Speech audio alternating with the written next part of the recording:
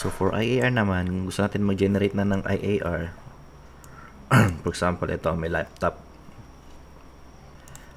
So, pag-click natin ng item, searchable din naman yan eh. Kung ano yung nandito sa transaction natin na for deliveries, ito yung lalabas lang dito sa drop-down. Yung iba kasi nag-start ng encoding inspection na. Yung system naman namin nag-start ng coding pag meron ng confirmed deliveries or meron ng perfected na PO or meron na yung mga ITR na documents. Why? Para pag mag-generate na tayo ng IAR, dire-diretso na. Click ka na lang. So, hindi mo na kailangang hanapin yung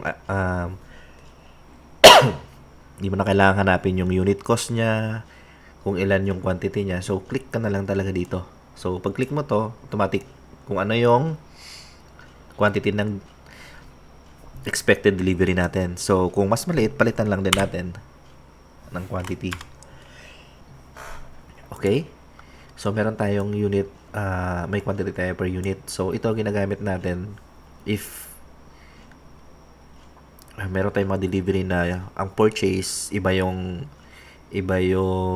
unit measurement, tapos sa issuance is iba din. Gaya ng bond paper. For example, ang purchase natin is by box, pero ang issuance natin is per ream. So, ilalagay natin dito kung ilan yung quantity ng box para i-calculate niya kung ilan na yung magiging quantity for issuance na. For example, meron tayong 4 box ng bond paper. So, pag convert natin into reams, so, times 4 natin to. So, 4 box times 4 pieces or 4 bundles ba ng bond paper. So, meron tayong 16 na quantity for issuance din. Mag-iiba din yung unit price natin.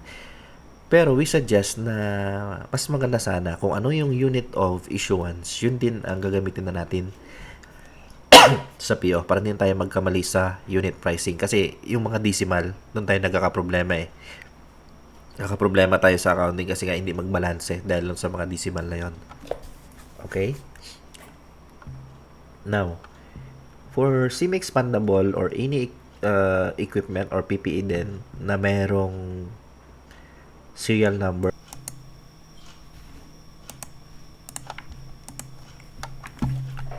pwede na kayong maglagay nung serial number. For example, dito,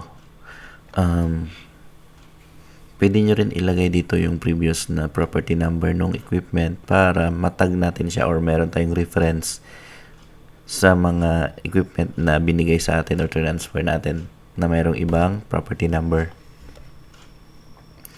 And then, we suggest na if kaya nyong kunin yung list of serial numbers from supplier, yun na gawin nyo yun para copy-paste na lang kayo dito.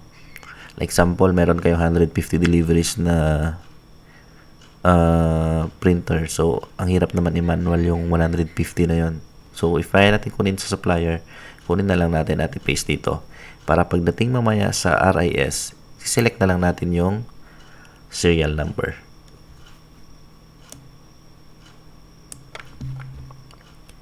Then, pag print natin, automatic na siya, partial. Kasi nga, 20 yung deliveries natin, wala yung na-delivery. So, kung gagawa kayo ng bagong IAR, create, select nyo yung new. Lagay nyo yung date. Date is 8/1/2024. So, sabihin natin like 7/1/24. Now, pag mayroon siyang security din na kapag earlier yung date nyo, magpa-prompt siya para hindi magkamali yung IAR natin. So, always dapat same or same yung PO date or yung delivery sa IAR. Ito tayong 8/2/24. Then, lagyan natin ng billing invoice date. Sabihin natin 8/2/24. Sample lang to ha.